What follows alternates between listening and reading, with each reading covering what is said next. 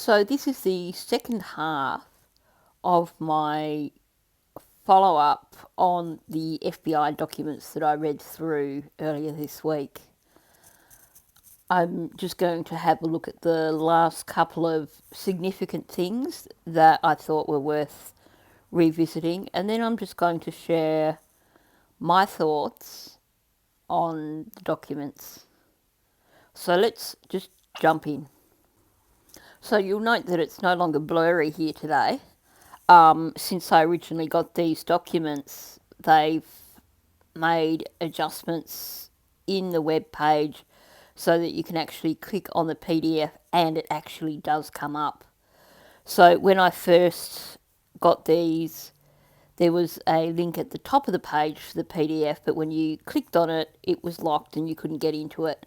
And I know Mark had the same problem and he mentioned that on his channel.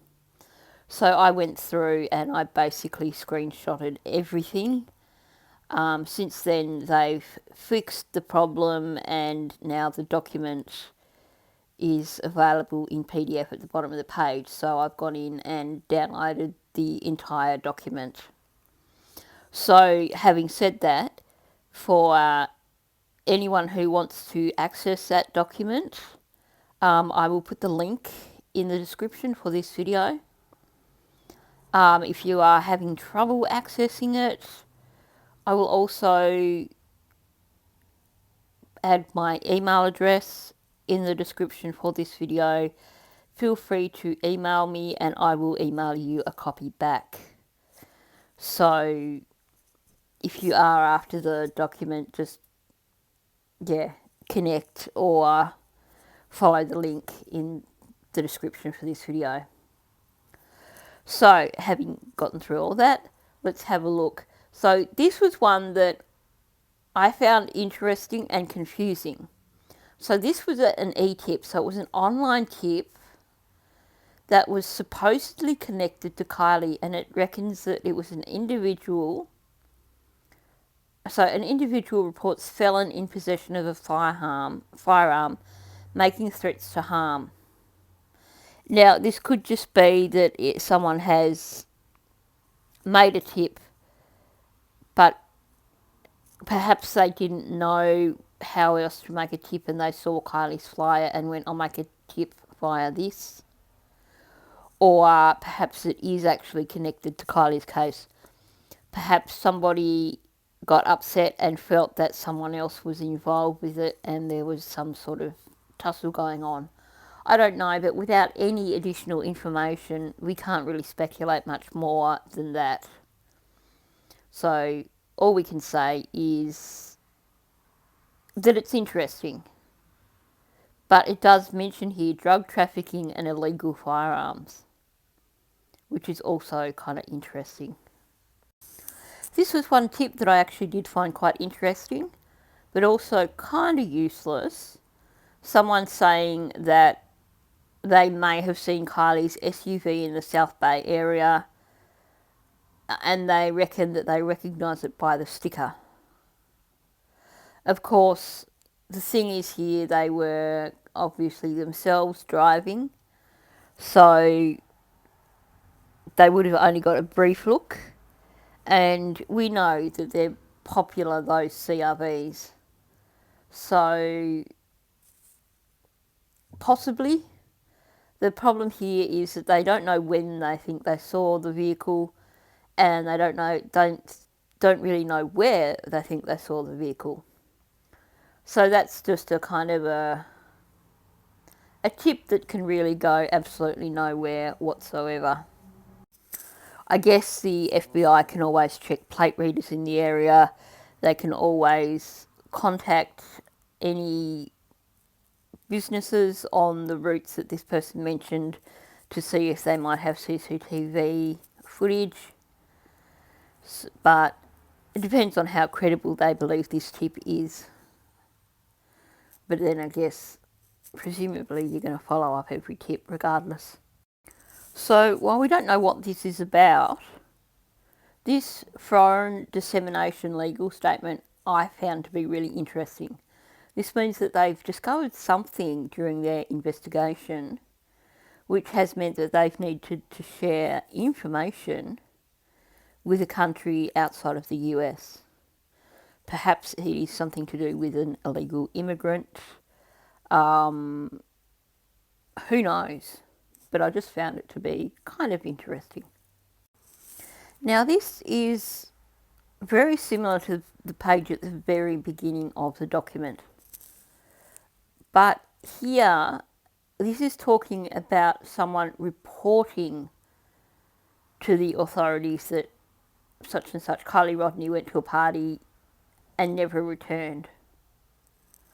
So, who made the report? Is this an additional report to Lindsay's report? Or is this a report from another family member? Because it says the 7th of August.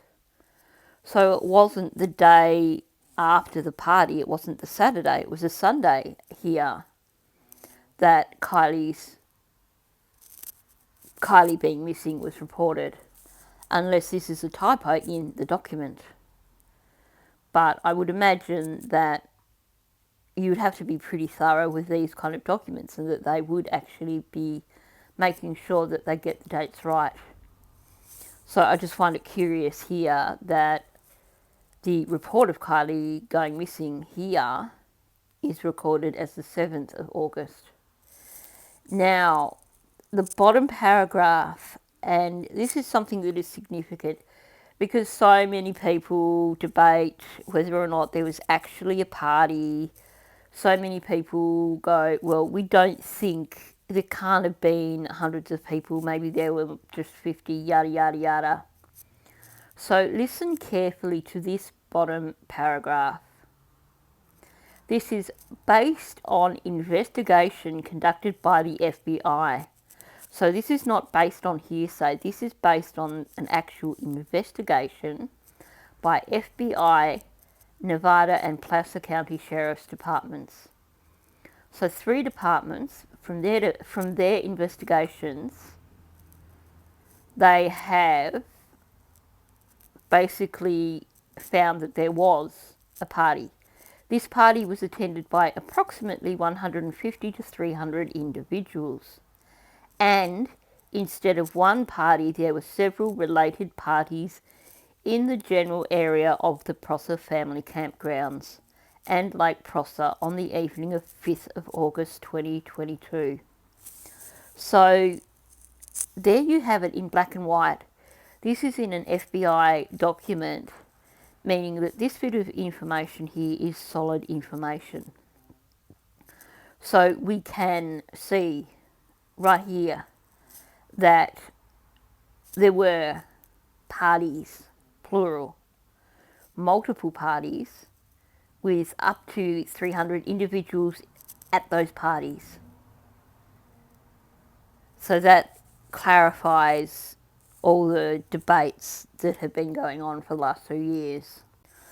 And I know there'll be people that still cling to the question of how do we know there was parties? How do we know Kiely attended the parties? But we're looking at an FBI document here, and they're saying that from investigations by 3 separate agencies that there definitely were parties. So here is solid confirmation, there definitely were parties.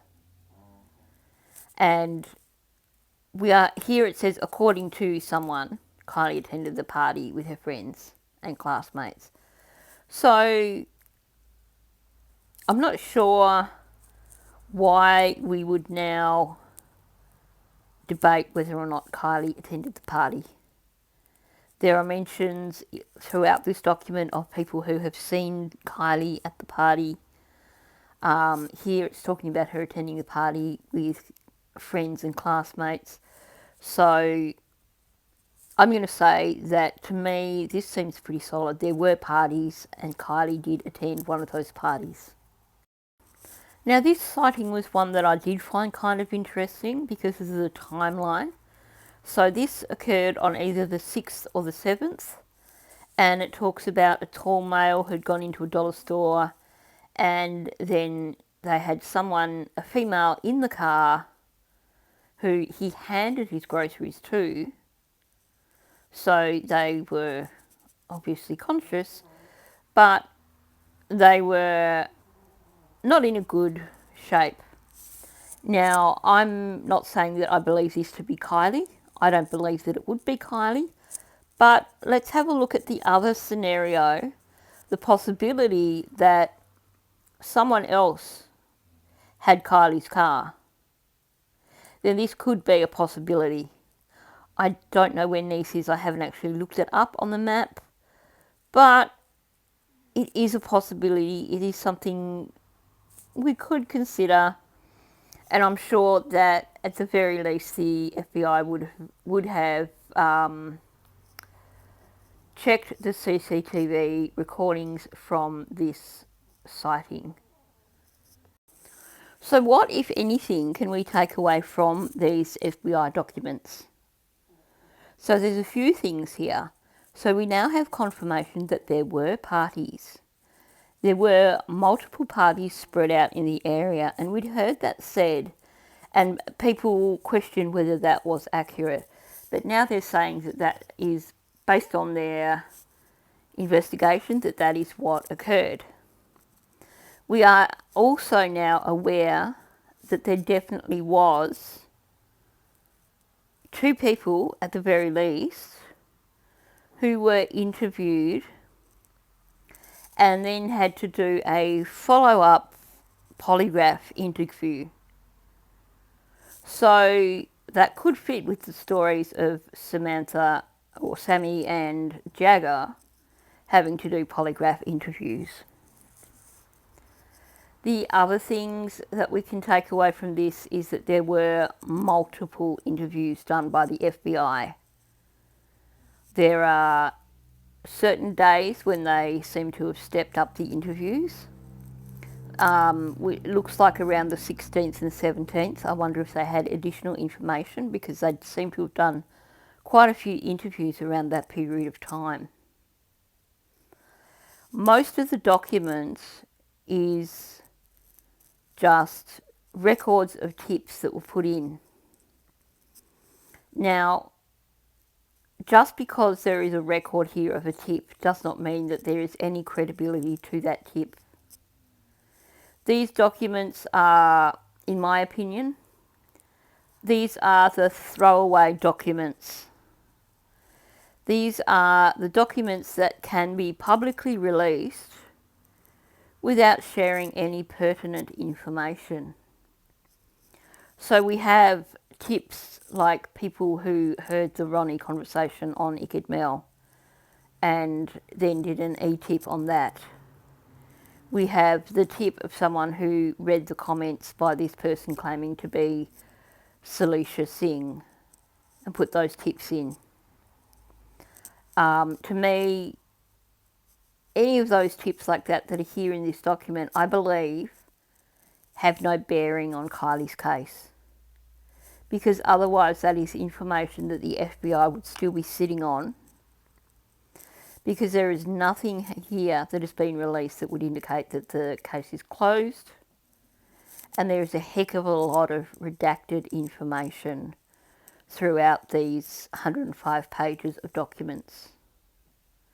Now, what I did find interesting is that they've updated the files again since I went in here first, and there is now records of the FOIA requests for Kiely's case.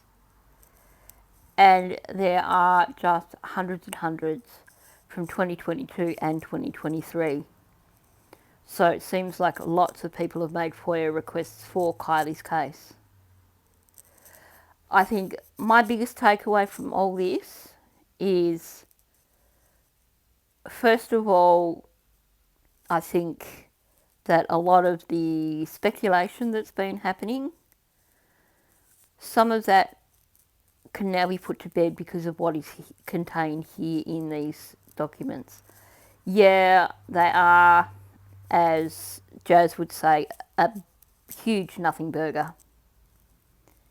There is very little in here of use.